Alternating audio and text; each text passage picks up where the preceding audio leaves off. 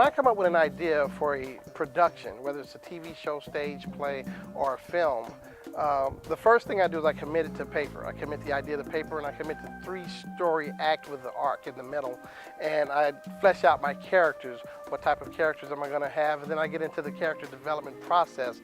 And then once I do that, I start drafting a rough draft of the script.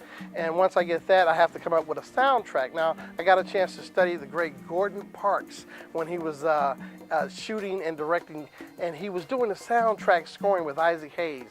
And the way they laid down that soundtrack is the same way I do. See, I normally, I used to do a lot of music videos. I would lay down the soundtrack first and then cut to the soundtrack. So when I actually get down to shooting, I shoot a 2-to-1 ratio like Alfred Hitchcock.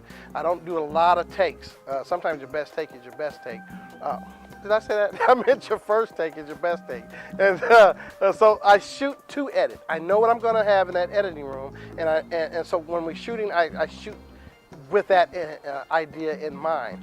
And so I create a soundtrack. I produce my own music, and I produce several different melodic tunes within one song.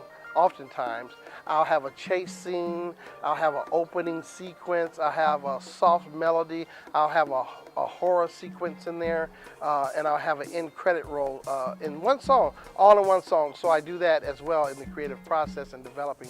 And then I cast it. And once I cast it, I do screen tests. And through the audition process and shooting, you do the screen test. I do the screen test. And then after that, I shoot. And then we reshoot. If we don't like what we have, we reshoot, we recast, and we move forward with the process, and we take it all the way to market.